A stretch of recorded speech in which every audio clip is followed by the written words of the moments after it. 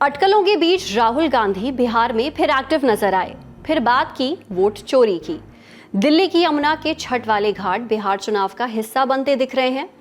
Donald Trump बोल के निकल जाते हैं, पीएम मोदी से हिसाब मांगा जा रहा है, तेजस्वी से भी हिसाब मांगा जा रहा है, नौकरियों का पैसा कहां से आएगा। तेजस्वी कह रहे हैं जाके रिकॉर्ड देख लीजिए। अमित शाह भी रिकॉर्ड दिखा रहे हैं घोटालों के। योगी आदित्यनाथ भी पहुंचे तो स्वागत बुलडोजर से हुआ, लेकिन साथ ही थोड़े घबराए से नजर आए। छठ बीती और यमुना का रंग बदलने लगा है। पानी जहां से आ रहा था वहां से बंद हो चुका है। अंदर की बातें बताएंगे। डोनाल्ड ट्रंप पूकी बनने के असफल प्रयास कर रहे हैं। अब कोरिया जाकर पाकिस्तान को वैलिडेशन और खुद को सीज फायर का क्रेडिट दिलाने में लगे हैं। रस्सी जल गई, नोबल गया। अपडेट सोनम वांगचुक पर भी, वो भी बताएंगे। नमस्ते, मेरा नाम है सरवत और आप देखना शुरू कर चुके हैं the Lalan top show. Brought to you by Rajnivas Premium Elaichi, Saluja Gold and Sensodyne K.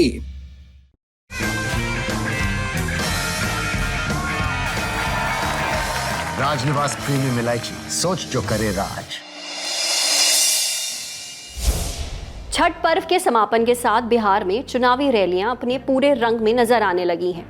आज यानी 29 अक्टूबर को एनडीए और महागठबंधन दोनों खेमों के प्रमुख नेताओं ने मोर्चा संभाला। राहुल गांधी ने 2 बड़ी सभाएं की, मुजफ्फरपुर और दरभंगा में। पीएम मोदी और सीएम नीतीश पर जमकर निशाना साधा। बोले कि प्रधानमंत्री को तो बस आपका वोट चाहिए और इसके लिए वो कुछ भी कर सकते हैं। राहुल ने दिल्ली के वसुदेव घाट का जिक्र किया। बोले एक तरफ गंदे पानी वाली यमुना थी, दूसरी तरफ साफ पानी वाला तालाब। प्रधानमंत्री के लिए ये सब ड्रामा किया गया। टीवी पर पाइप दिख गया कि भैया नरेंद्र मोदी जी नहाने आएंगे, बाकी हिंदुस्तान गंदे पानी में नहाएगा। नरेंद्र मोदी जी के लिए साफ पानी आएगा, पाइप में तालाब बनाया जाएगा, मोदी जी ड्रामा करेंगे। ये पूरे हिंदुस्तान ने देखा है। राहुल ने अमेरिकी राष्ट्रपति डोनाल्ड ट्रंप के बयानों का भी जिक्र किया। बोले मोदी जी ट्रंप से डरते हैं। 50 बार ट्रंप ने कहा है कि मोदी को धमकाकर ऑपरेशन सिंदूर बंद करवाया। अलग अलग देशों में जाकर ट्रंप मोदी का अपमान करते हैं। ट्रंप हमारी सेना और वायुसेना के बारे में बोलते हैं, लेकिन मोदी चुप रहते हैं। एक इंदिरा गांधी थी जिन्होंने अमेरिका को चुप करवा दिया था।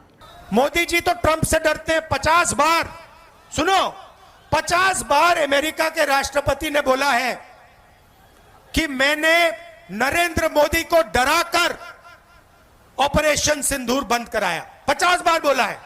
नरेंद्र मोदी के मुंह से चू तक नहीं निकला। उनका अपमान हर रोज ट्रंप कर रहा है। हर रोज अलग अलग देश में जाके वो उसका अपमान कर रहा है। ट्रंप कहता है कि नरेंद्र मोदी में दम नहीं है। नरेंद्र मोदी को सामने, अपने सामने मैंने झुका दिया। नरेंद्र मोदी के मुंह से चू तक नहीं निकलती।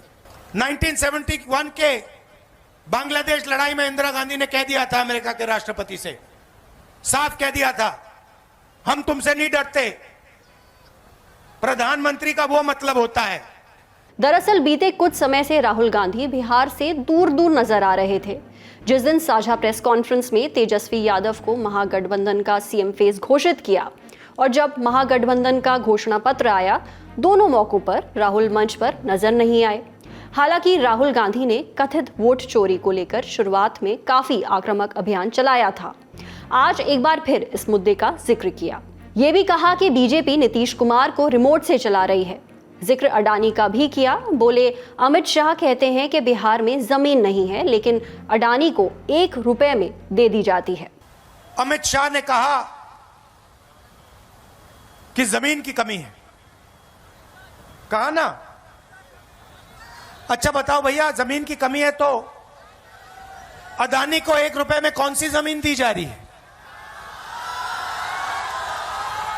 क्या वो बिहारी जमीन नहीं है क्या? कि वो किसान, बिहार के किसान की जमीन नहीं है क्या? जब अंबानी अदानी को जमीन देनी होती है तो जमीन मिल जाती है। जब किसान से जमीन छीननी होती है 2 मिनट में इनको जमीन मिल जाती है। मगर जब किसान कहता है कि मेरे बच्चे को सपना देखना है, रोजगार का सपना देखना है, मेरे बच्चे को बिजनेस चलाना है, कारखाना खोलना है, फैक्ट्री खोलनी है, तो अमित शाह कहते हैं भैया बिहार में जमीन नहीं। इधर महागठबंधन खेमे से सीएम उम्मीदवार तेजस्वी यादव ने भी रैलियां की। डिप्टी सीएम उम्मीदवार मुकेश सहनी के साथ समस्तीपुर के सरायगंज पहुंचे। बोले, नीतीश कुमार की सरकार तेजस्वी की नकल कर रही है, लेकिन ठीक से नकल करना भी नहीं आता। नौकरी वाला वादा फिर से दोहराया। कहा, सरकार बनने पर जिसके भी घर सरकारी नौकरी नहीं है वहां एक शख्स को सरकारी नौकरी दी जाएगी। मैंने 17 महीने में 5 लाख लोगों को नौकरी दी थी। पिछले बार राहुल गांधी जी सकरा तो हम लोग जीत गए थे, पिछले बार काउंटिंग में धांधली हो गया था, वोट की चोरी तो हुई, साथ ही साथ सीट की भी चोरी हो गई। लेकिन इस बार मुस्तैद रहना है। ये भाजपा के लोग हिंदू मुस्लिम करेंगे, ये मोदी जी फैक्ट्री लगवाएंगे गुजरात में, और विक्ट्री चाहिए बिहार में, ये होने वाला नहीं है। हमारे चाचा की तो स्थिति रही नहीं, उम्र हो गई है, हम पूरी संवेदना है, सहानुभूति है उनके प्रति कि उनको केवल अब मुखौटा बना दिया गया है। भारत का सबसे भरोसेमंद सलूजा गोल्ड TMT बार, मजबूती सब कुछ है। अब बात एनडीए खेमे की। केंद्रीय गृह मंत्री अमित शाह ने दरभंगा, बेगूसराय और समस्तीपुर में रैलियां की। बोले, बिहार में सीएम और दिल्ली में पीएम की कोई वैकेंसी नहीं है। लालू यादव चाहते हैं कि उनका बेटा सीएम बने, सोनिया गांधी चाहती हैं कि उनका बेटा पीएम बने, लेकिन ऐसा होगा नहीं। बोले, 14 नवंबर को लालू यादव और राहुल गांधी का सूपड़ा साफ हो जाएगा। हमारे यहाँ एनडीए में पांचों दल 5 पांडव की तरह मिलजुल कर चुनाव लड़ रहे हैं। एनडीए बिहार को मोदी जी का साथ मिला है, मुख्यमंत्री नीतीश जी का नेतृत्व मिला है, चिराग पासवान का युवा जोश भी हमारे साथ है, जीतन राम मांझी की पूरे जीवन की तपस्या हमारे साथ है, और उपेंद्र कुशवाहा जी का अनुभव भी हमारे साथ है। वहां संख्या जरूर ज्यादा है, मगर 5 पांडव की तरह ये चुनावी युद्ध में एनडीए का विजय सुनिश्चित है। अमित शाह ने दरभंगा में मैथिली ठाकुर के समर्थन में भी जनसभा की। कथित घुसपैठ का मुद्दा भी उठाया। आरजेडी और कांग्रेस पर घोटालों और जंगलराज के आरोप लगाए। राम मंदिर, धारा 370 और पीएफआई का भी जिक्र किया। लालू और राहुल मतदाता सूची में घुसपैठिया के संरक्षक है। मुझे बताओ, घुसपैठिया को निकालना चाहिए या नहीं निकालना चाहिए? जोर से बोलो, निकालना चाहिए या नहीं निकालना चाहिए? क्या लालू जी निकाल सकते हैं? जोर से बोलो, निकाल सकते हैं? राहुल जी निकाल सकते हैं? केवल और केवल नरेंद्र मोदी निकाल सकते हैं। बेगूसराय वालों, मुझे बताओ, पीएफआई वालों को जेल से छुड़वाना चाहते हो क्या? अरे जोर से बोलो भाई, चाहते हो? ये पीएफआई देश में दंगा फैलाकर देश की शांति को भंग करने वाला संगठन था, देश विरोधी प्रवृत्ति करने वाला संगठन था। मोदी जी ने पीएफआई को बैन कर लिया। इधर मुख्यमंत्री नीतीश कुमार दोपहर में नालंदा पहुंचे। बोले, पहले बिहार में कुछ भी नहीं था। 2005 में जब हमारी सरकार बनी तब बिहार विकास के रास्ते पर आगे बढ़ा, और अब केंद्र के सहयोग से और तेजी से बढ़ रहा है। हिंदू हो या मुस्लिम, हमने सबके लिए काम किया। और ये लोग क्या करता है जी? क्योंकि वो करता है, अपने 7 साल में हटा था तो अपनी पत्नी को बनवाया था, आप बताइए तब बेटा बेटी पत्नी यही सब करता। हम लोगों को कभी देखते हैं हम अपने परिवार को कुछ करते हैं? हम सब जगह के लिए, महिला के लिए और लड़कों के लिए काम करते हैं। आई लोग क्या करता है? कुछ नहीं काम करता। और जान रहे हैं बिहार बहुत आगे बढ़ रहा है और इसके अलावे केंद्र का भी सहयोग है। बिहार बहुत आगे बढ़ेगा। अब इसी तरह से सारा सब काम हो रहा है। इधर यूपी के मुख्यमंत्री योगी आदित्यनाथ ने सिवान में सभा की। बुलडोजर से उनका स्वागत हुआ। बोले आरजेडी ने जो प्रत्याशी दिया है वो देश दुनिया में अपनी आपराधिक प्रवृत्ति की वजह से जाना जाता है।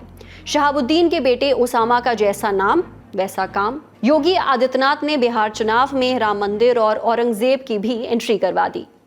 आरजेडी ने यहां से जो प्रत्याशी दिया है तो अपनी खानदानी आपराधिक पृष्ठभूमि के लिए इस पूरे क्षेत्र नहीं देश और दुनिया में कुख्यात रहा है। नाम भी देखो ना, जैसा नाम वैसा काम, जैसा नाम वैसा काम।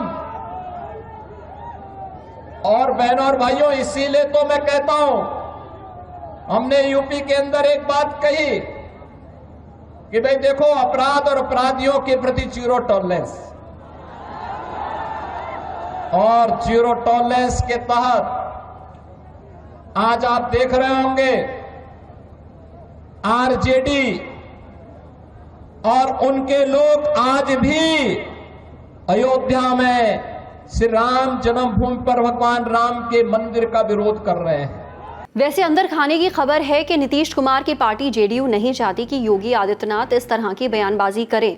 पार्टी चाहती है कि नीतीश कुमार की सेक्युलर छवि बनी रहे, मुस्लिम समुदाय भी उसके पीछे लामबंद हो। इस पेज को और बेहतर तरीके से समझने के लिए आज का हमारा राजधानी शो जरूर देखें। लिंक आपको डिस्क्रिप्शन बॉक्स में मिल जाएगा। एनडीए की तरफ से रक्षा मंत्री राजनाथ सिंह ने पटना और दरभंगा में 2 बड़ी रैलियां और की। हर घर सरकारी नौकरी के वादे पर सवाल उठाया। वक्फ संशोधन कानून पर भी बोले कि संसद से बना कानून कोई नहीं हटा सकता। वक्फ कानून में हम लोगों ने संशोधन किया है। बहनों भाइयों, कहीं पर भी भ्रष्टाचार नहीं होना चाहिए, हमारी हम लोगों की सोच है। और कहते हैं कि केंद्र ने जो वक्फ कानून में संशोधन करके बनाया है उसको हम कूड़ेदान में फेंक देंगे। अरे बताओ, बिहार की इतनी जागरूक जनता को गुमराह करते हो। केंद्र सरकार यदि भारत की संसद कोई कानून बनाती है उसे कोई राज्य समाप्त कर ही नहीं है। इतना बड़ा। तो ये थी आज के दिन बिहार से आई लोकतंत्र की तस्वीर। मीटर सेट हो चुका है। आने वाले दिनों में गेयर बदल जाएंगे। हम हर अपडेट आप तक पहुंचाते रहेंगे। अब सुर्खियों की बारी। अभी लेके आए सेंसोडेंट के टूथ का करंट गॉन तो लाइफ का करंट ऑन। छठ पर यमुना की सफाई को लेकर सरकार ने बड़े बड़े दावे किए। साफ सुथरी यमुना दिखाकर छवि चमकाने की खूब जोर आजमाइश हुई। लिहाजा हरियाणा के हथनी कुंड बैराज से नहर का पानी रोककर उसे यमुना में छोड़ा गया। लेकिन छठ खत्म होते ही यमुना में छोड़ा जाने वाला पानी तेजी से कम हो गया है, जबकि नहरों में पानी डालना फिर से शुरू कर दिया गया है। टाइम्स ऑफ इंडिया ने सरकारी आंकड़ों के हवाले से लिखा कि 21 से 25 अक्टूबर के बीच 5 दिनों में 6,68,000 क्यूसेक से ज्यादा पानी यमुना में डाला गया। नतीजा ये हुआ कि पानी की क्वालिटी कुछ दिनों के लिए सुधरती दिखी, लेकिन 28 अक्टूबर को सुबह 10 बजे के बाद स्थिति पलट गई। नहरों में पानी वापस छोड़ा जाने लगा, जबकि यमुना में पानी की धार पतली हो गई। पर्यावरण के मानकों पर जितनी होनी चाहिए उससे भी कम। जानकारों का कहना है कि ऐसा श्रद्धालुओं के सामने नदी को साफ दिखाने के लिए किया गया, यानी नदी में बेहतर पानी केवल त्योहार मैनेज करने के लिए बहने दिया गया, साफ करने के लिए नहीं। सरकार ने यमुना को टैप बना दिया है, जो मनमाने ढंग से खोला और बंद किया जाता है। उधर दिल्ली में क्लाउड सीडिंग एक्सपेरिमेंट के बाद पानी तो नहीं बरसा, लेकिन समय बीतने के साथ हवा की क्वालिटी में हल्का सुधार आया है। बहुत खुश नहीं हो सकते क्योंकि स्थिति अभी भी खुशनुमा नहीं है। सरकारी आंकड़ों के मुताबिक दिल्ली में 29 अक्टूबर को AQI 300 के नीचे चला गया है। एवरेज AQI 275 है। हालांकि कई इलाकों में अभी भी 300 के पार है। सबसे ज्यादा वजीराबाद का है 327। डोनाल्ड ट्रंप ने आज फिर वही किया जो वो पिछले कुछ महीनों से कर रहे हैं। आती सांस में भारत और जाती सांस में पाकिस्तान के पीएम की तारीफ। अगली सांस में दोनों के बीच युद्ध रुकवाने का दावा। ट्रंप दक्षिण कोरिया पहुंचे एशिया पैसिफिक इकोनॉमिक कॉरपोरेशन में हिस्सा लेने। वहां बोलने का मौका मिला तो पहले पीएम मोदी के लुक्स की तारीफ की, उन्हें नाइसेस्ट लुकिंग गाय बता दिया, साथ ही उन्हें मजबूत नेता भी बताया। लेकिन ट्रंप यहीं नहीं रुके, पाकिस्तान के पीएम शहबाज शरीफ और फील्ड मार्शल की तारीफ भी कर दी। बोले मुनीर जबरदस्त फाइटर हैं। फिर वही प्रपंच की मैंने टैरिफ लगाने की चेतावनी देकर दोनों देशों को युद्ध रोकने को मजबूर कर दिया था। जानकार बता रहे हैं कि ये भारत अमेरिका के बीच ट्रेड डील होने के संकेत हैं। कब होगा, किस तरह होगा, जब होगा तब बताएंगे। तब तक ट्रंप को देखिए, ट्रंप की बातें एंजॉय करिए। फिलहाल बढ़ते हैं तीसरी सुर्खी पर। करीब 1 महीने जेल में रहने के बाद एक्टिविस्ट सोनम वांगचुक करीब 1 महीने और जेल में ही रहेंगे। उनकी पत्नी गीतांजलि आंगमो ने रिहाई के लिए याचिका लगाई थी। अब उन्होंने याचिका में संशोधन की मांग की क्योंकि हिरासत के आधार हाल ही में दिए गए हैं। कोर्ट ने संशोधन की अनुमति दे दी। अतिरिक्त सबूतों वाले दस्तावेज जमा करने को कहा है। 1 हफ्ते का समय भी दिया है। याचिका कहती है कि हिरासत 5 एफआईआर पर आधारित है, जिनमें से 3 में सोनम वांगचुक का नाम तक नहीं है। चौथी एफआईआर में उनका नाम है लेकिन हिंसा से जुड़ी नहीं। याचिका में आरोप है कि कुछ आईटी सेल ने छोटे क्लिप निकालकर out of context video share करके वांगचुक को निशाना बनाया। इसके साथ ही कोर्ट ने केंद्र सरकार, लद्दाख प्रशासन और जोधपुर जेल प्रशासन से भी जवाब देने को कहा है। वांगचुक के दस्तावेज जमा करने के 10 दिनों के भीतर सरकार जवाब देगी। मामले की अगली सुनवाई 24 नवंबर को होगी। आज के ललन टॉप शो में इतना ही। अपना और अपनों का ख्याल रखिएगा। देखते रहिए ललन टॉप। शुक्रिया। कैंसर नाम में ही खौफ है, लेकिन जरूरत बीमारी से डरने की नहीं, उसे समझने और उससे लड़ने की है।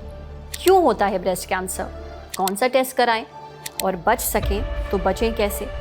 आपके सभी सवालों का जवाब देंगे देश के जाने माने cancer experts. Lallantop in partnership with AstraZeneca ला रहा है ब्रेस्ट कैंसर पर एक नई सीरीज। शुरुआत हर मोड़ पर, जहां डॉक्टर्स देंगे क्लियर कट जवाब और दूर करेंगे आपका हर डाउट। देखना ना भूलें दोपहर 1 बजे सिर्फ ललन टॉप पर।